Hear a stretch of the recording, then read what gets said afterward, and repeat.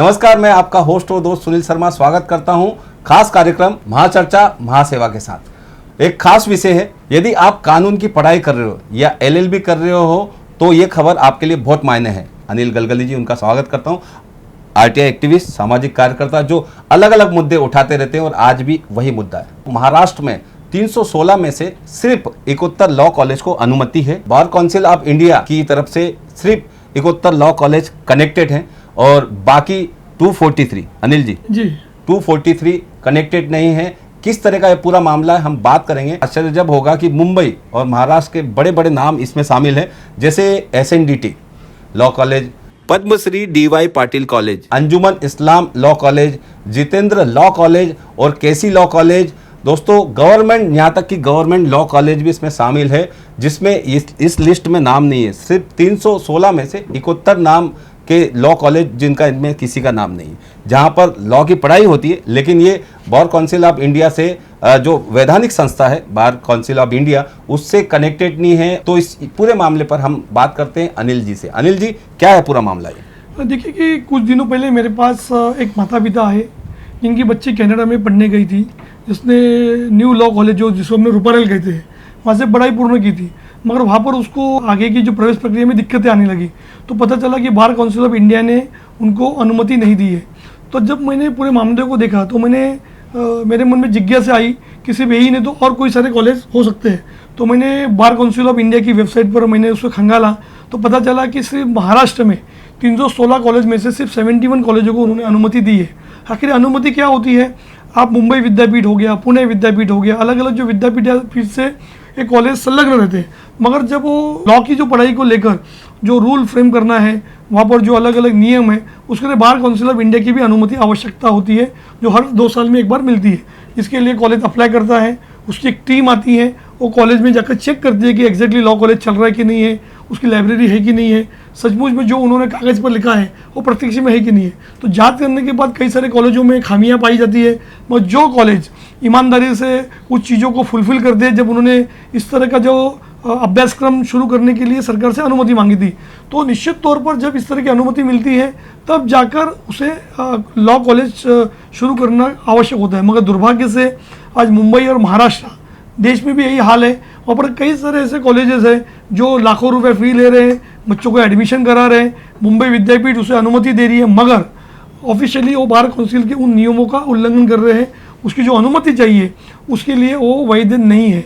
तो ऐसे मुंबई में भी बड़े पैमाने पर कॉलेज है, बड़े बड़े नाम है। निश्चित तौर पर अगर उन बार काउंसिल ऑफ इंडिया की उनको अनुमति नहीं है तो सरकार का काम है, शिक्षा विभाग का काम है, मुंबई यूनिवर्सिटी का काम है कि उन कॉलेजों में प्रवेश प्रक्रिया को बंद करे। दुर्भाग्य से प्रवेश प्रक्रिया बंद नहीं हो रही है, लाखों रुपया का फीस ले रहे हो, और जब बच्चा आगे भविष्य में बाहर पढ़ने जाता है तो उसे दिक्कतों का सामना करना पड़ता है। तो हमने इस बारे पूरे मामले को लेकर governor, chief minister of Maharashtra, education के सचिव, सबको चिट्ठी लिखी है कि आप इन मामले को गंभीरता से ले। जो लोग इस तरह की प्रक्रिया का अनुपालन नहीं कर पा रहे हैं, जिन्हें बार काउंसिल ने अभी तक अनुमति नहीं दी है, वहाँ पर प्रवेश को रोक लगाई जाए।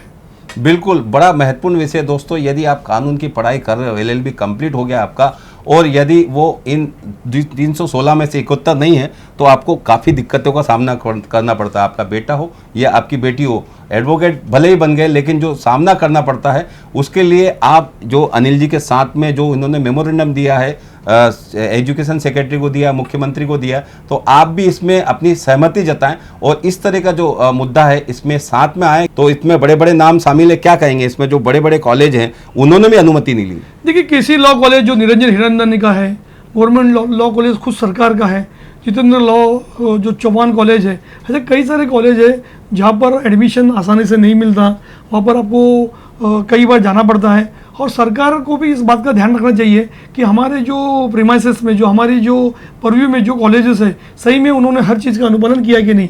बीच के दिनों में ओडिशा हाईकोर्ट में इस तरह का मामला गया था, तब एक कॉलेज ने जब अर्जी की थी तो सरकार को उन्होंने ये सूचित किया था कि बार काउंसिल ऑफ इंडिया को किसी भी तरह का अधिकार नहीं है।